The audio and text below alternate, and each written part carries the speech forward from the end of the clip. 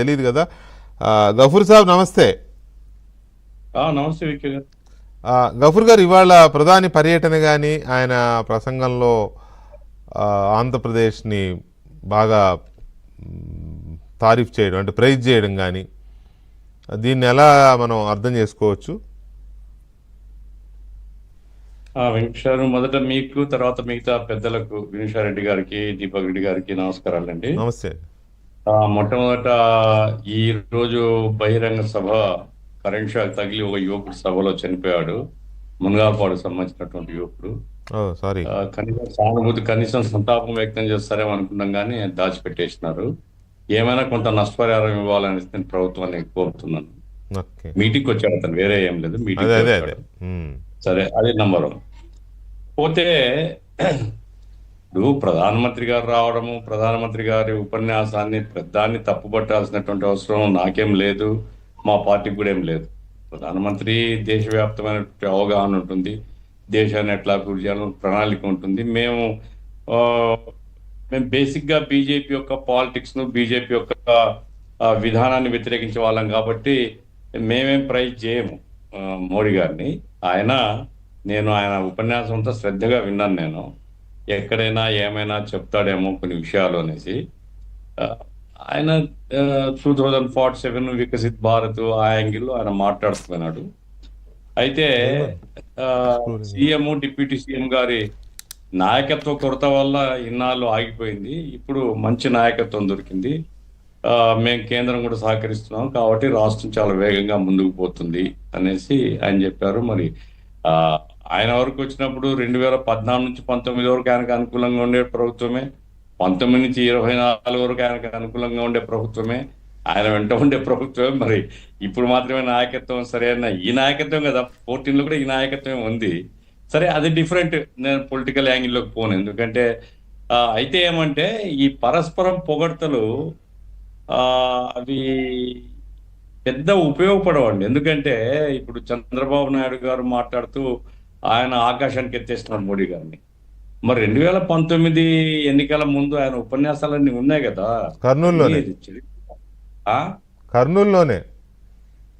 కర్నూలులో ఉన్నాయి, బయట ఇప్పుడు ఢిల్లీలో పోయి ఉపన్యాసం చేసినట్టు ఉన్నాయి, ఇవన్నీ ఉన్నాయి. నాలుగే ఎట్లంటే అట్లా మారుతుందేమో నాకు తెలియదు, కానీ కొంచెం జాగ్రత్తగా, అంటే పొగుడుకోవచ్చు, పరస్పరం పొగుడుకోవచ్చు, కానీ మరీ అంతగా ఉండాల్సిన అవసరం లేదనేది నా అభిప్రాయము. సరే, అవన్నీ మిగతా చిల్లర విషయాలు. కొంచెం పొగడ్తల డోస్ ఎక్కువైందనే టాకే వచ్చిందిలేండి. దీని వెనుక ఏదో హిడెన్ అజెండా ఉంటుందని నా పర్సనల్ ఒపీనియన్. రాష్ట్రం కోణంలో ఆ ఎజెండా ఉంటే డెఫినెట్ గా మనం దాన్ని యాక్సెప్ట్ చేయొచ్చు. రాష్ట్రం కోణం నుంచి అయితే అభ్యంతరం లేదు. ఇంకేవేవో బయట టాక్స్ ఉన్నాయి, నేనేమి, ఎందుకంటే ఏంటో చెప్పండి, మీ మనసులో ఏమున్నాయో చెప్పండి, మళ్ళీ ఎందుకు చల్లకొచ్చి ముంత దాచినట్టు. అదే అనవసరమైంది అది. ఓకే, పొగుడుకోవడం సరే, పొగుడుకున్నారు అది. ఇప్పుడు ఎందుకంటే మోడీ గారు పొగిడితే, ఇప్పుడు ట్రంప్ ను పొగిడి అహ్మదాబాద్ మీటింగ్ నాకు ఇప్పుడు గుర్తుంది, కళ్ళ ముందు కదులుతూ ఉంటది. ఎన్నిసార్లు వరుసగా కౌగిలించుకున్నారు ఆ మీటింగ్ లో. తర్వాత ఏమైంది, ఇప్పుడు ట్రంప్ దెబ్బలకు తల్లాడిపోతున్నారు. కాబట్టి అతి పొగడ్తలు కూడా పెద్దగా ఉపయోగపడవు. ఓకే, అది వాళ్ళ పర్సనల్ ఇష్టం, నేనేం దానికి పోను. పోతే ప్రధానంగా నేను ఆశించింది ఏమిటంటే, ఇప్పుడు మోడీ గారు ఆయనేం రోజు రాడు కదా, ఆయన అమరావతికి వచ్చాడు, వైజాగ్ పోయినాడు, రాయలసీమలో మొదటిసారి ఇక్కడికి వచ్చాడు.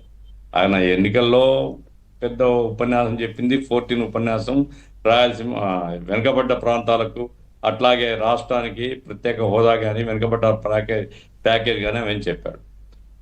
2018లో వినుషారెడ్డి గారు వింటూ ఉంటారు, 2018లో కడపలో బీజేపీ పార్టీ ఒక రాయలసీమ డిక్లరేషన్ ఇచ్చిందండి.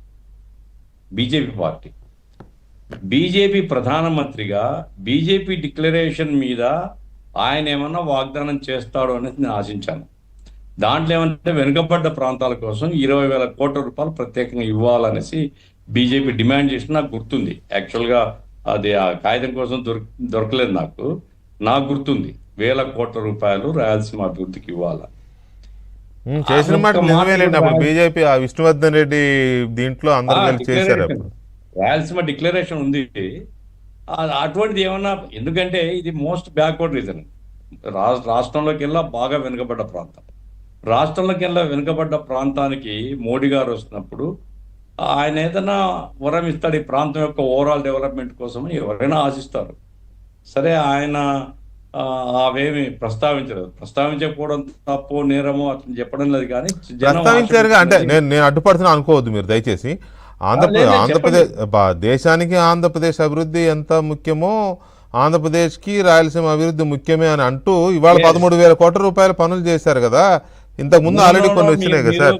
అక్కడే పొరపాటు పడుతున్నారు. ఏపీ వెంకటకృష్ణ గారు, మీరు మీ ఆంధ్రజ్యోతి పత్రిక చూడండి, పెద్ద అడ్వర్టైజ్మెంట్ ఉంది కదా, రాష్ట్రంలో ఉండేటువంటి కలిపితే 13,000 కోట్లు.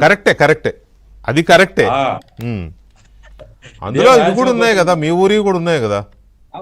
ఉండొచ్చు. నా పాయింట్ ఏమంటే ఇప్పుడు ధ్రువణ సిటీగా చేస్తామన్నారు, అభ్యంతరం మంచిదే అది, ఎందుకంటే ఉపాధి అవకాశాలు దొరుకుతాయి. తర్వాత రిలయన్స్ వాళ్ళు ఒక ఇండస్ట్రీ, ఫుడ్ ప్రాసెసింగ్ ఇండస్ట్రీ పెడతారు అని చెప్తున్నారు, మంచిదే, నేనేం కాదన్ను. అయితే ప్రధానమంత్రి హోదాలో రాయలసీమ లాంటి వెనుకబడ్డ ప్రాంతానికి వచ్చినప్పుడు ఈ ప్రాంతంలో ప్రజల కోసం ప్రత్యేకంగా ఇదిగో ఇది వెనుకబడ్డ ప్రాంతం కాబట్టి ఇవి మేము ఇవ్వాలనుకున్నాము అంటే వచ్చే స్పందన చాలా గొప్పగా ఉంటుందండి. అటువంటివి ఏం రాలేదు. ఇక ఎందుకు రాలేదేమి నేను ఆ వివరాలకు పోను. అయితే ఆయన జనరల్గా ఏంటంటే రాయలసీమ అభివృద్ధి అందులో భాగమే, ఓరకల్లు కొప్పర్తి డెవలప్ చేస్తాము అనేసి ఆయన చెప్పారు. అంతవరకు సంతోషమే. అది చాలా కాలంగా వింటూ ఉండేదే కదా, కొత్తదేం కాదు.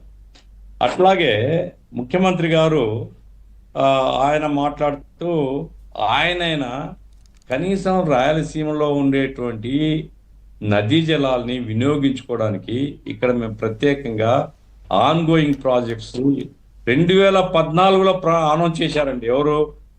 గౌరవనీయులు చంద్రబాబు నాయుడు గారు 2014లో రాష్ట్ర విభజన తర్వాత ముఖ్యమంత్రి అయిన తర్వాత కర్నూలులో మీటింగ్ పెట్టి అనౌన్స్ చేశాడు. 2014 అంటే ఎన్ని సంవత్సరాలు సార్? ఇప్పటి వరకు దాంట్లో ఒక గంప మన్నేలా ₹1 ఖర్చు పెట్టలే. కనీసం అటువంటివి రాయలసీమలో ఒక పెద్ద సభ పెడుతున్నప్పుడు కర్నూలులో ఇటువంటివి ప్రస్తావించుంటే నేను ఆ రోజు చెప్పాను మేము పూర్తి చేస్తాం ఒక మాటనే.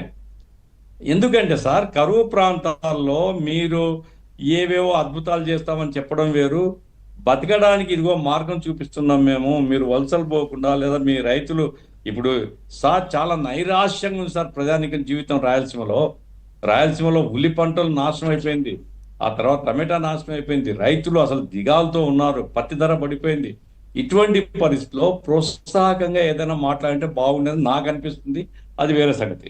ఇక పోతే మొత్తం మీద ఒకరినొకరు పొగుడుకుంటే క్రమంలో చెప్తున్నారు